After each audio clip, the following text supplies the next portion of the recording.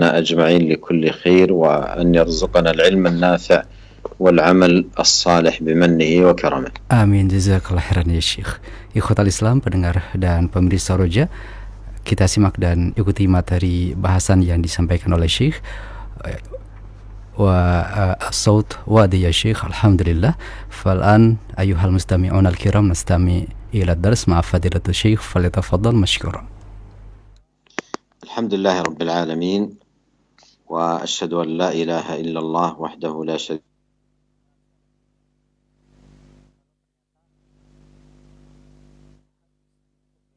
له وعلى آله وأصحابه أجمعين. اللهم علمنا ما ينفعنا وانفعنا بما علمتنا وزدنا علما واصلح لنا شأننا كله ولا تكلنا إلى أنفسنا طرفة عين.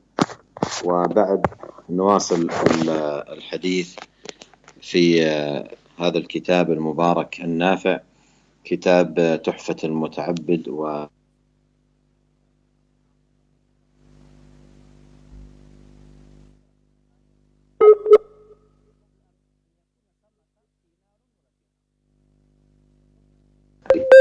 الله تعالى حديث أبي مالك الأشعري عن رسول الله صلى الله عليه وسلم قال أن رسول الله صلى الله عليه وسلم قال: الطهور شطر الإيمان والحمد لله تملأ الميزان وسبحان الله والحمد لله تملأان أو تملأ ما بين السماوات والأرض والصلاة نور والصدقة برهان والصبر ضياء والقرآن حجة لك أو عليك كل الناس يغدو فبائع نفسه فمعتقها أو موبقها أخرجه مسلم. قال: واسم أبي مالك عمرو ويقال عبيد ويقال كعب. نعم. بسم الله الرحمن الرحيم. الحمد لله رب العالمين والصلاة والسلام على أشرف المرسلين نبينا محمد وآله وصحبه أجمعين. أما بعد. Kaum muslimin dan kaum muslimat yang dirahmati oleh Allah Subhanahu wa taala dimanapun Anda berada. Fadilatul Syekh hafizahullah taala beliau membuka majelis kita di sore hari ini dengan memuji Allah Subhanahu wa taala, kemudian bersaksi bahwasanya tidak ada ilah yang hak melainkan Allah, dan bahwasanya Muhammad adalah hamba dan utusan Allah Subhanahu wa taala.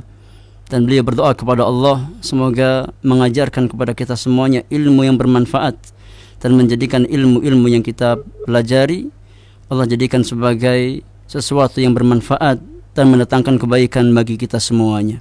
Kemudian kata Syekh, para pemirsa dan para pendengar yang Allah muliakan, kita akan melanjutkan pembahasan kita di dalam kitab yang penuh berkah yang bermanfaat ini, kitab Kifayatul Muta'abbid wa Tuhfatul Mutazahid karya Al-Imam Al-Munziri rahimahullahu ta'ala. Dan kita sampai pada perkataan beliau, yaitu hadis Abu Malik Al-Ash'ari radhiyallahu ta'ala anhu, bahwasanya Rasulullah sallallahu alaihi wasallam bersabda, kata Nabi yang mulia, at-tuhuru syatrul iman, bahwasanya bersuci merupakan setengah dari keimanan. Ucapan alhamdulillah memenuhi timbangan seorang hamba. Ucapan subhanallah dan alhamdulillah keduanya memenuhi antara langit dan bumi. Salat merupakan cahaya, sedekah merupakan bukti nyata iman seorang hamba, sabar merupakan diya, merupakan sinar, dan Al-Quranul Karim merupakan hujjah bagi dirimu yang akan menolong dirimu atau sesuatu yang akan menghujat engkau, yang akan membinasakan engkau di hadapan Allah Subhanahu wa ta'ala. Kata Rasulullah, kullun nasi yaghdu, setiap manusia mereka berusaha, maka di antara mereka ada yang berusaha untuk memerdekakan jiwa-jiwa mereka, dan di antara mereka ada yang membinasakan jiwa-jiwa mereka. Hadis ini dikeluarkan oleh Imam Muslim dalam sahihnya, dan nama sahabat Abu Malik adalah Amr, dan dikatakan Ubaid, dan dikatakan Ka'ab. هذا معاشر المستمعين الكرام حديث عظيم جمع أمورا عديدة، وهو معدود في جملة جوامع كلم النبي صلى الله عليه وسلم، بل هو من أجمع الأحاديث في فضائل الأعمال، حيث ذكر فيه أعمال متنوعة وعبادات متعددة مع ذكر فضيلة كل منها. ذكر فيه فضل الطهارة وفضل الصلاة وفضل الصدقة وفضل الصبر إلى غير ذلك من الأعمال. Kaum muslimin yang Allah muliakan, kata Syekh, hadis ini adalah hadis yang sangat agung, hadis yang sangat besar, yang mengumpulkan berbagai macam jalan-jalan kebaikan. Dan hadis yang mulia ini termasuk ke dalam hadis-hadis, yaitu di dalam kategori jawami' kalim Nabi SAW, yaitu ucapan-ucapan yang singkat namun maknanya sangat luas dan sangat mencakup segala jalan-jalan kebaikan. Bahkan kata beliau, hadis yang mulia ini di antara hadis yang sangat mencakup berbagai macam keutamaan amal-amal kebaikan, di mana hadis tersebut disebutkan di dalamnya tentang berbagai macam amalan, berbagai macam ibadah yang beraneka ragam, dan disertakan pula di dalamnya tentang fadilah atau keutamaan masing-masing amalan tersebut.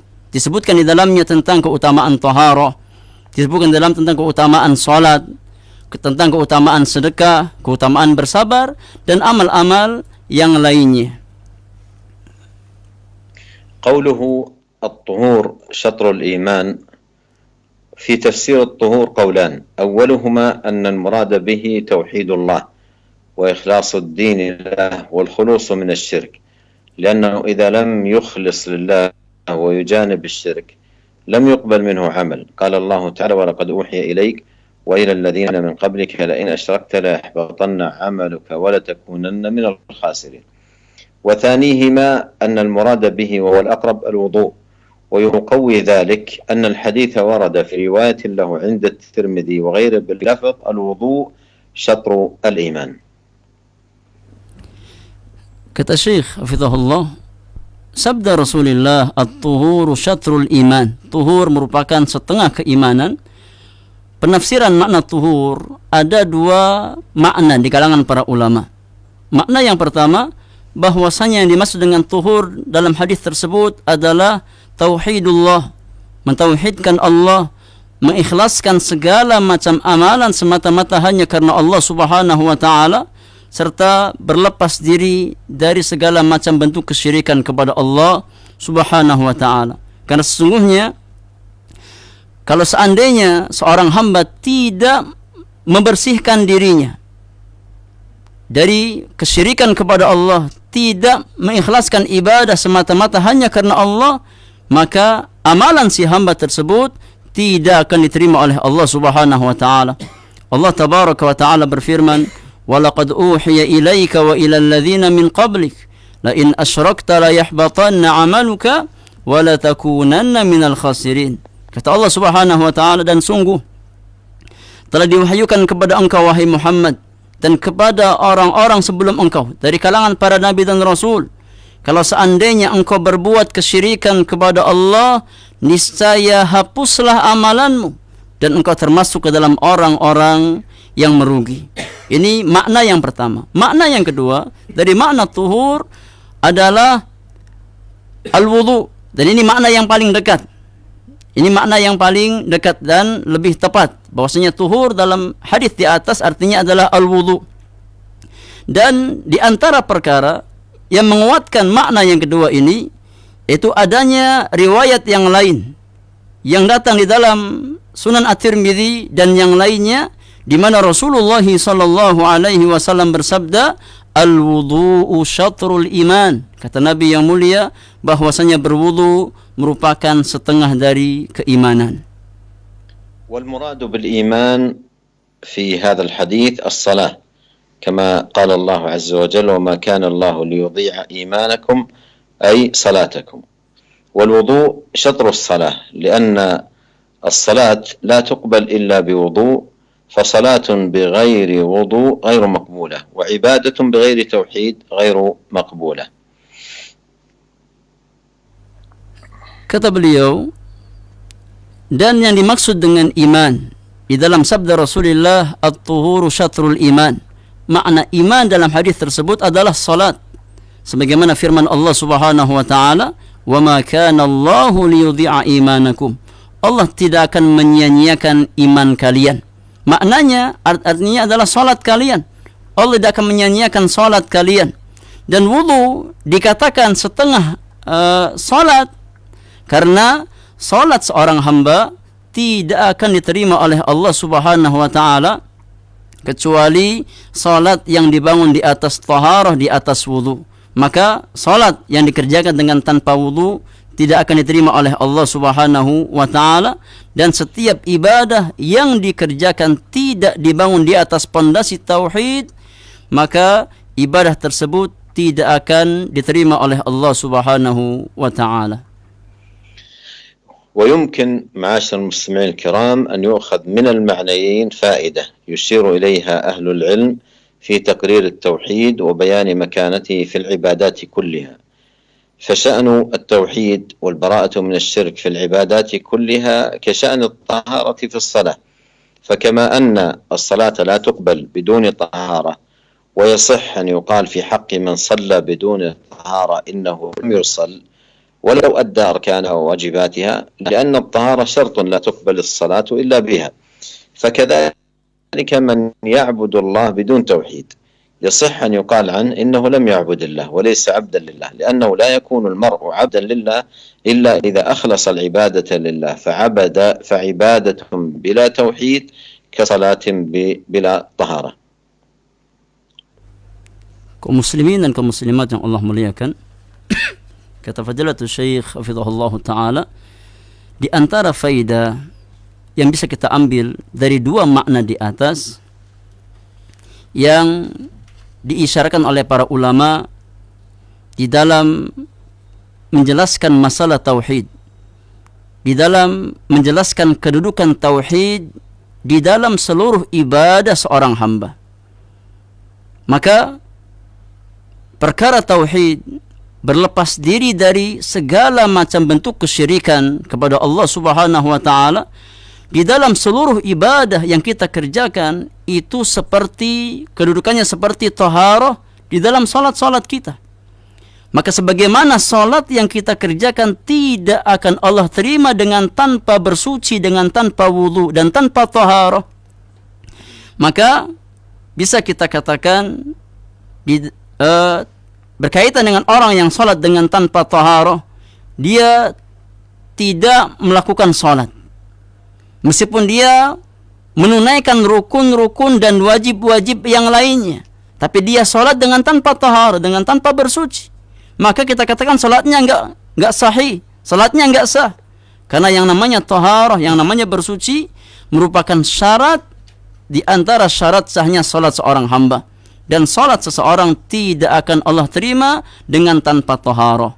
Maka begitu pula seorang hamba yang dia beribadah kepada Allah dengan tanpa didasari tauhid, bisa kita katakan bahwasannya dia tidak beribadah secara hakikat kepada Allah Subhanahu wa taala, dan dia bukan seorang hamba Allah secara hakikatnya. Karena seorang hamba dikatakan hamba yang sesungguhnya apabila dia memurnikan ibadah hanya untuk Allah Subhanahu wa taala. Maka ibadah yang tidak dibangun di atas pondasi tauhid itu sama halnya seperti salat yang tidak dibangun di atas wudu atau bersuci.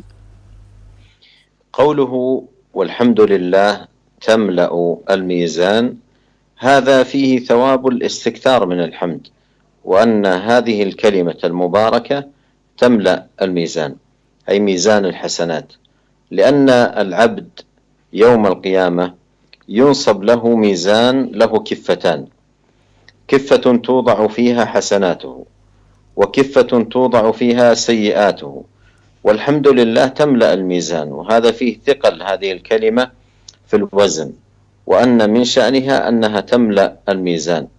وقال صلى الله عليه وسلم في حديث آخر: كلمتان حبيبتان إلى الرحمن خفيفتان على اللسان ثقيلتان في الميزان سبحان الله وبحمده سبحان الله العظيم. وهذا حث على الاستكثار من حمد الله، وأن يحرص المسلم على أن يحمد الله بالكثرة. والحمد ثناء على الله وإثبات الكمال له، والله يحمد على أسماء الحسنى وصفاته العليا، ويحمد على نعمه المتوالية وعطاياه المتتالية.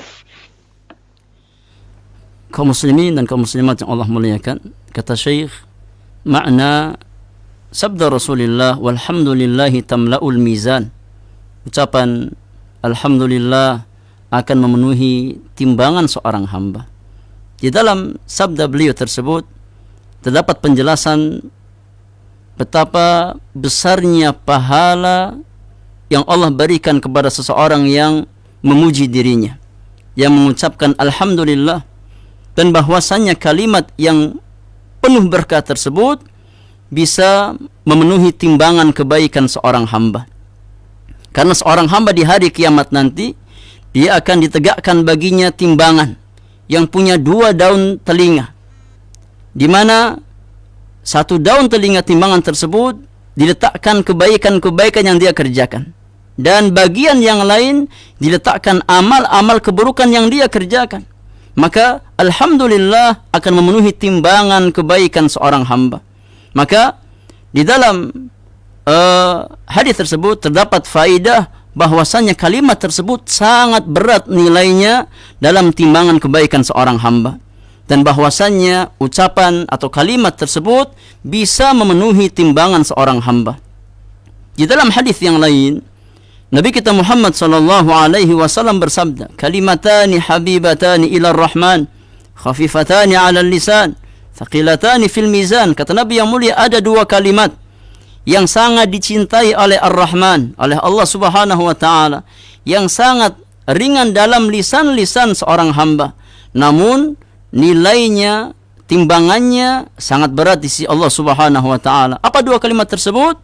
Yaitu subhanallah wa bihamdi dan subhanallahil azim. Maka dalam hadis yang mulia ini terdapat anjuran serta motivasi bagi kita semuanya untuk senantiasa memperbanyak pujian kepada Allah, untuk mengucapkan alhamdulillah, dan hendaknya seorang muslim bersungguh-sungguh untuk senantiasa memuji Allah Subhanahu wa taala.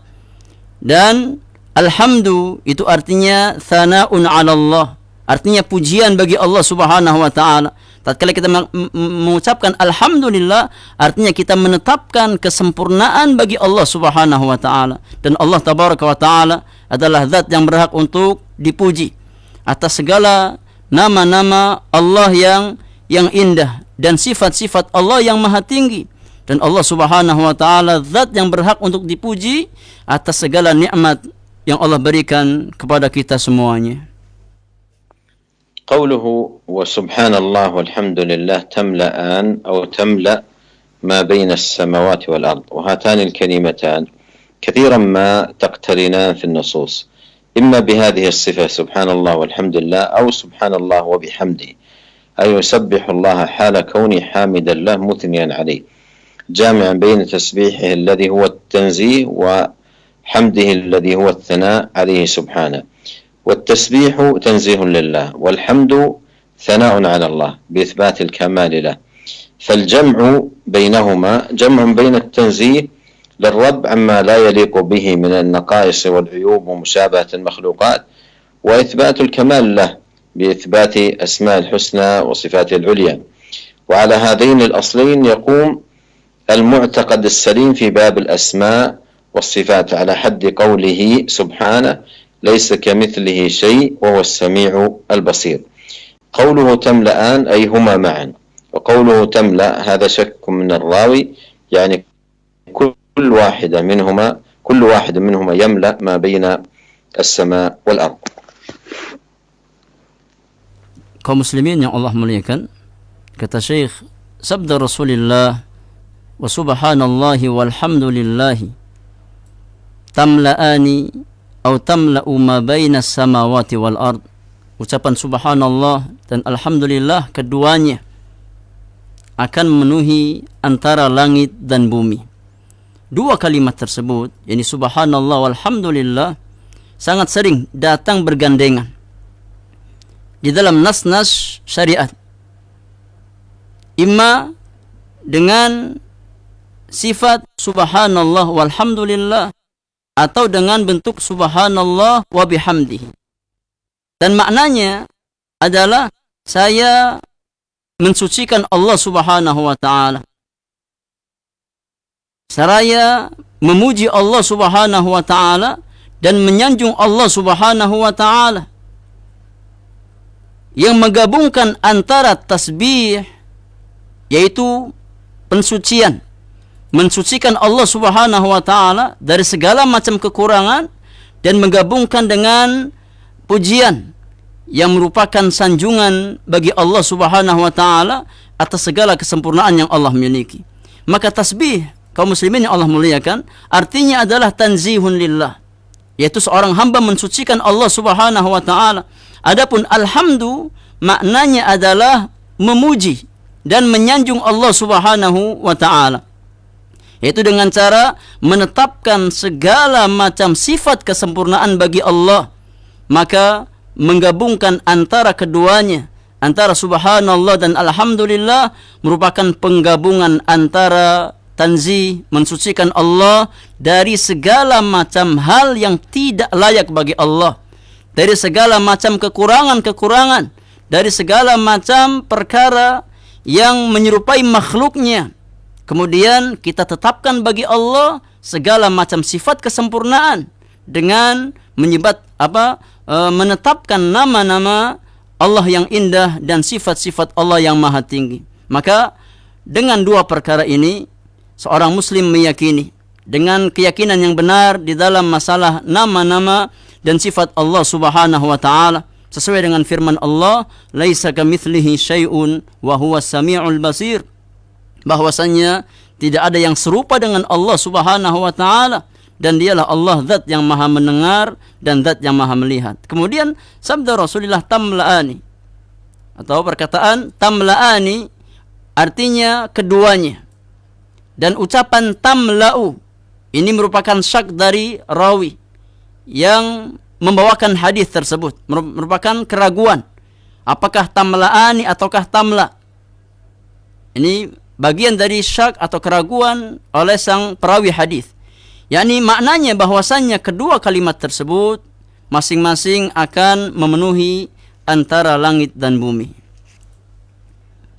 قوله والصلاة نور هذا الشاهد من الحديث، أي ضياء لصاحبها تنير قلبه وتنير وجهه وقبره وطريقه، فهي نور وضياء، وكلما عظم حظ العبد من الصلاة عظم حظه من هذا النور. ولهذا جاء في الحديث الآخر وفي المسند بسند جيد قال صلى الله عليه وسلم من حافظ عليها أي الصلاة كانت له نورا وبرهانا ونجاة يوم القيامة، ومن لم يحافظ عليها لم يكن له نور ولا برهان ولا نجاة يوم القيامة. فالصلاة نور للمسلم في حياته وقبره ويوم القيامة، وإذا قسمت الأنوار يوم القيامة على العباد كما قال الله تعالى يوم ترى المؤمنين والمؤمنات يسعى نورهم بين أيديهم وبأيمانهم كان لأصحاب الصلاة النصيب الأوفر، لأن الصلاة نور للعبد في حياته ومماته ويوم لقاء ربه، فهي ضياء لوجهه، وهذا يدلنا على الفضل العظيم للصلاة. ولما كانت الصلاة نورا شرع لمن خرج لأدائها أن يسأل الله النور، كما ثبت عن نبينا صلى الله عليه وسلم في خروجه إلى صلاة الفجر.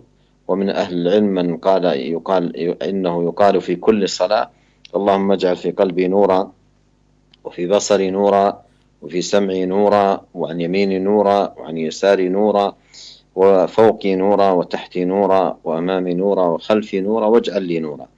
يقول ذلك وهو خارج إلى الصلاة، خارج إلى النور، فيدعو الله أن يعظم له نصيبه من النور من كل جهاته، من أمامه وخلفه ويمينه ويساره وفي كل أجزائه، سمعه وبصره، وفي بعض الروايات شعري وعصبي، فيكون النور محيطا به من كل جهاته وفي جميع أجزائه. Muslimin yang Allah muliakan, makna sabda Rasulullah sallallahu alaihi wasallam wassalatu nur, salat merupakan cahaya. Kata beliau, inilah syahid dari hadis yang al-Imam bawakan, bahwasannya salat merupakan cahaya bagi yang mengerjakannya, yang akan menerangi hatinya, yang menerangi wajahnya, menerangi kuburnya, menerangi jalan kehidupannya. Maka salat merupakan cahaya dan sinar penerang bagi seorang hamba. Semakin besar bagian hamba dari salat yang dia kerjakan, maka semakin besar cahaya yang dia dapatkan. Oleh karenanya datang dalam hadis yang lain di dalam Musnad dengan sanad yang jayyid, di mana Rasulullah sallallahu alaihi wasallam bersabda, "Man hafadha 'alaiha kanat lahu nuran." Siapa yang berusaha menjaga salatnya, maka dia mendapatkan cahaya, wa burhanan, dan merupakan bukti nyata atas keimanannya, wa najatan yaumal qiyamah, dan dia akan mendapatkan keselamatan di hari kiamat nanti. Wa man lam yuhafidh 'alaiha lam yakun lahu nurun wala burhanun wala najatun. Dan barang siapa yang tidak menjaga salatnya, maka dia tidak akan memiliki cahaya, tidak akan memiliki burhan atau dalil, dan tidak akan mendapatkan keselamatan di hari kiamat. Maka salat, ma'asyiral muslimin, merupakan cahaya bagi seorang muslim dalam kehidupannya di dunia, di alam kuburnya, dan di hari kiamat nanti. Maka tatkala dibagikan cahaya-cahaya di hari kiamat kepada hamba-hamba Allah Subhanahu wa taala, sebagaimana firman Allah, "Yauma taral mu'minina wal mu'minati yas'a nuruhum baina aydihim wa bi aymanihim." Hari di mana engkau melihat orang-orang yang beriman, yang laki-laki maupun yang wanita, berjalan di depan mereka dan di kanan mereka cahaya-cahaya yang menyinari jalan-jalan mereka.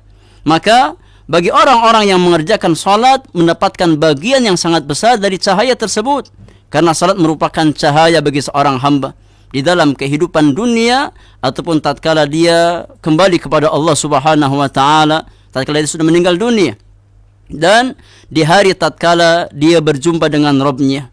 Maka salat, ma'asyiral muslimin, merupakan cahaya bagi wajah seorang mukmin, dan hal ini menunjukkan kepada kita akan keutamaan yang sangat besar dari salat yang kita kerjakan. Kata Syekh, tatkala salat merupakan cahaya bagi seorang hamba, maka disyariatkan bagi seseorang yang keluar dari rumahnya untuk mengerjakan salat, hendaknya dia minta cahaya kepada Allah Subhanahu wa taala, sebagaimana datang dari Nabi sallallahu alaihi wasallam tatkala beliau keluar untuk melaksanakan salat subuh, dan sebagian ulama mengatakan beliau baca di setiap salat beliau, yaitu sabda Rasulullah sallallahu alaihi wasallam, doa Nabi yang mulia, "Allahumma ja'al fi qalbi nura." Ya Allah, jadikan di dalam hatiku cahaya.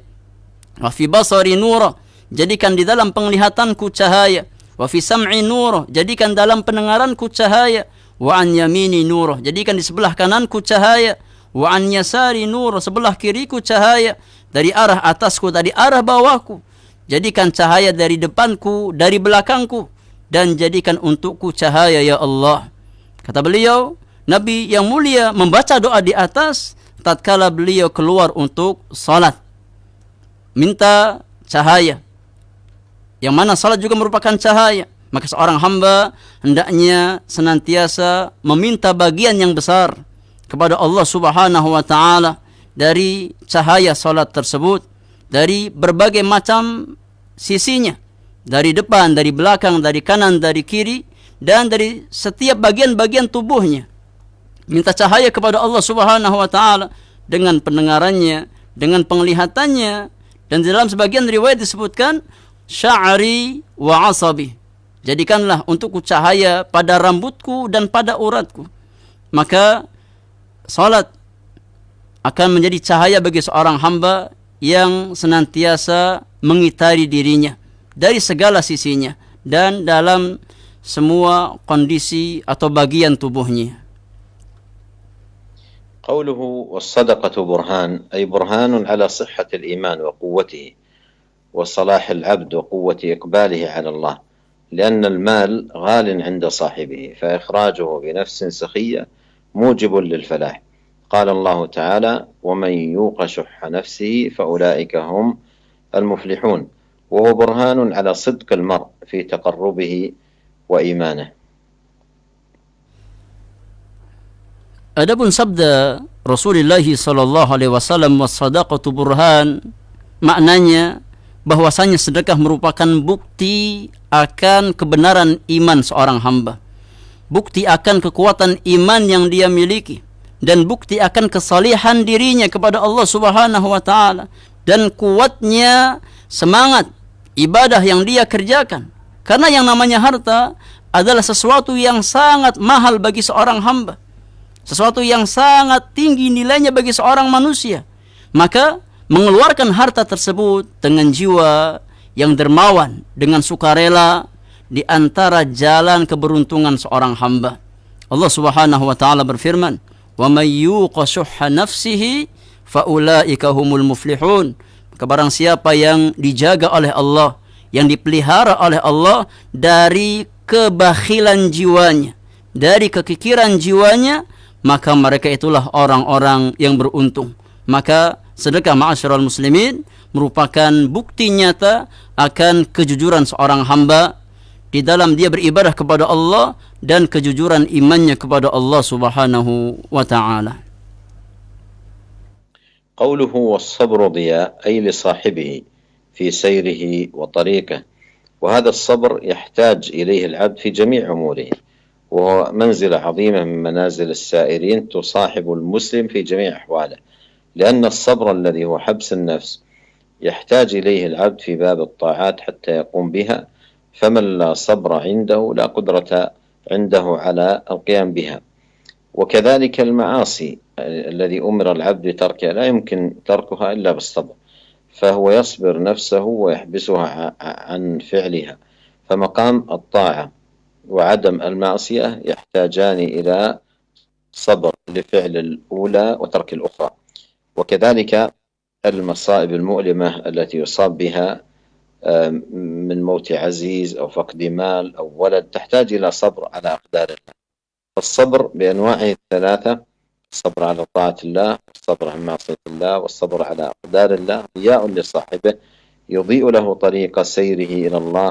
ومن المعلوم أن السير يحتاج إلى ضياء حتى يواصل السائر سيره في طريق نيرة مضيئة. Kata Syekh, makna sabda Rasulullah, wasabru dhiya'un, dan sabar merupakan sinar, merupakan cahaya yang terang bagi yang memiliki kesabaran tersebut. Sabar merupakan cahaya yang akan menerangi jalan kehidupannya. Dan kesabaran tersebut, ma'asyiral muslimin, adalah sesuatu yang sangat dibutuhkan oleh seorang hamba dalam setiap urusannya. Dan sabar memiliki kedudukan yang sangat tinggi di antara kedudukan bagi orang-orang yang berusaha berjalan menuju surga Allah Subhanahu wa taala. Dan sabar tersebut senantiasa akan menemani seorang muslim dalam setiap kondisinya. Karena sabar yang hakikatnya adalah menahan jiwa dari perkara-perkara yang Allah murkai, dibutuhkan oleh seorang hamba dalam segala urusan. Di dalam masalah ketaatan, kita butuh kesabaran agar kita mampu mengerjakan ketaatan tersebut. Maka barang siapa yang tidak punya kesabaran, dia tidak akan mampu mengerjakan amal-amal ketaatan. Begitu pula dalam perkara-perkara maksiat, yang mana seorang hamba diperintahkan oleh Allah untuk meninggalkan maksiat tersebut. Tidak mungkin kita meninggalkan maksiat kepada Allah melainkan dengan kesabaran. Maka seorang hamba berusaha menyabarkan dirinya, menahan jiwanya untuk melakukan perkara-perkara maksiat yang dilarang oleh Allah Subhanahu wa taala. Maka ketaatan, meninggalkan maksiat, keduanya membutuhkan kesabaran untuk mengerjakan ketaatan kepada Allah dan meninggalkan segala maksiat kepada Allah Subhanahu wa taala.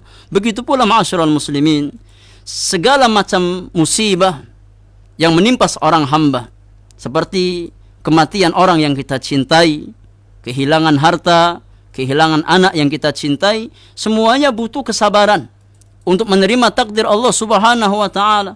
Maka sabar itu ada 3 macam. Bersabar di atas ketaatan kepada Allah, bersabar di dalam meninggalkan maksiat kepada Allah, dan bersabar di dalam menerima takdir dan ketentuan Allah Subhanahu wa taala. Dan ketiga jenis sabar tersebut merupakan diyaun, merupakan cahaya bagi seorang mukmin yang akan menyinari jalan kehidupannya, jalan menuju Allah Subhanahu wa taala. Dan di antara perkara yang maklum bahwasanya tatkala seseorang berjalan, maka dia butuh pencahayaan agar dia bisa melanjutkan perjalanannya, agar dia bisa mendapatkan perjalanan yang terbaik, yang penuh dengan sinar dan cahaya. قوله والقرآن حجة لك وعليك يعني لا يخلو حال العبد مع القرآن من واحد من اثنين، إما حجة لك أو عليك. وإذا عرف العبد ذلك لا بد أن يعرف متى يكون القرآن حجة له أو حجة عليه حتى يفعل الأول ويترك الثاني. قال قتادة رحمه الله لم يجالس هذا القرآن أحد إلا قام عنه بزيادة أو نقصان. قال الله تعالى وإذا ما أنزلت سورة فمنهم من يقول أيكم زادته هذه إيمانا فأما الذين آمنوا فزادتهم إيمانا وهم يستبشرون وأما الذين في قلوبهم مرض فزادتهم رجسا إلى رجسهم وماتوا وهم كافرون. هذا قام بزيادة وهذا قام بنقصان. Makna sabda Rasulullah sallallahu alaihi wasallam, Al-Quran akan menjadi hujjah bagi anda yang membela anda atau akan menjadi sesuatu yang menghujat anda di hadapan Allah Subhanahu wa taala. Maknanya bahwasanya kondisi seorang hamba bersama Al-Quran itu satu di antara dua kemungkinan. Kemungkinan yang pertama, Al-Quran akan menjadi penolong bagi anda. Al-Quran akan menjadi hujjah yang menolong anda di hadapan Allah Subhanahu wa taala. Maka tatkala seorang hamba mengetahui perkara tersebut, dia harus memahami bagaimana atau kapan Al-Quran akan menjadi hujjah untuk dirinya, atau kapan Al-Quran akan menjadi bumerang atas dirinya, sehingga dia akan berusaha untuk meraih yang pertama dan dia akan berusaha untuk menyelamatkan dirinya dari perkara yang kedua. Berkata Al-Imam Qatadah rahimahullahu ta'ala, lam yujalis hadzal Qur'ana ahadun illa qama anhu biziyadatin aw nuqsan. Tidak ada seorang pun yang duduk bersama Al-Quran melainkan tatkala dia bangkit, maka imma imannya bertambah, imma imannya akan semakin kurang. Allah Subhanahu wa taala berfirman, wa idza ma unzilat suratun faminhum man yaqulu ayyukum zadathu hadhihi imana fa ammal ladzina amanu fazadathum imanan wa hum yastabshirun wa ammal ladzina fi qulubihim maradun fazadathum rijsan ila rijsihim wa matu wa hum kafirun. Kata Allah Subhanahu wa taala, dan apabila diturunkan kepada mereka surat, maka di antara manusia ada yang mengatakan, siapa di antara kalian yang bertambah imannya dengan turunnya surat tersebut? Maka adapun orang-orang yang beriman kepada Allah dengan turunnya surat Al-Quran, semakin bertambah iman mereka, dan mereka semakin berbahagia dengan karunia Allah Subhanahu wa taala. Adapun orang-orang yang hatinya ada penyakit, maka Allah semakin tambah penyakit di dalam hatinya tersebut, sehingga dia atau mereka meninggal dunia dalam kondisi kufur kepada Allah Subhanahu wa taala. Maka sebagian manusia mereka bertambah iman dengan Al-Quran, dan sebagian yang lain mereka semakin bertambah atau berkurang imannya terhadap Al-Quranul Karim. ونكمل ما يتعلق بهذا الحديث في لقائنا القادم غدا بإذن الله سبحانه وتعالى، ونسأل الله الكريم أن ينفعنا أجمعين وأن يوفقنا لكل خير، إنه سميع قريب مجيب. وإلى أن نلقاكم أستودعكم الله، والسلام عليكم ورحمة الله وبركاته. Waalaikumsalam. Kata Syekh, insyaAllah kita akan lanjutkan pembahasan berkaitan dengan poin ini di pertemuan yang akan datang. Kita mohon kepada Allah Subhanahu wa taala, semoga Allah memberikan kita ilmu bermanfaat dan senantiasa membimbing kita di atas jalan-jalan kebaikan, di atas amal-amal ketaatan kepada Allah Subhanahu wa taala. Semoga Allah berikan kita kesempatan bertemu di kesempatan yang akan datang. Wallahu a'lam bissawab.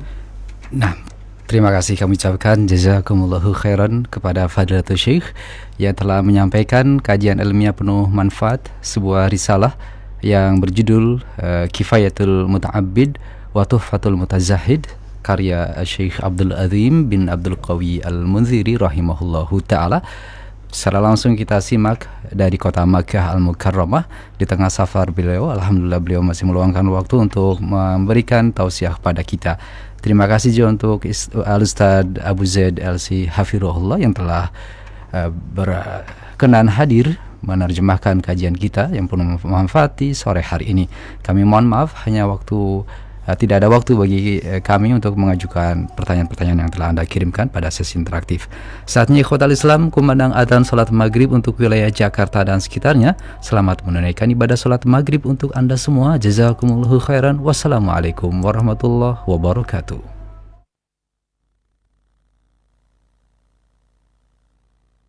Ikhwatal Islam, kita simak dikumandangkannya adzan bagi daerah Jakarta dan sekitarnya. Allah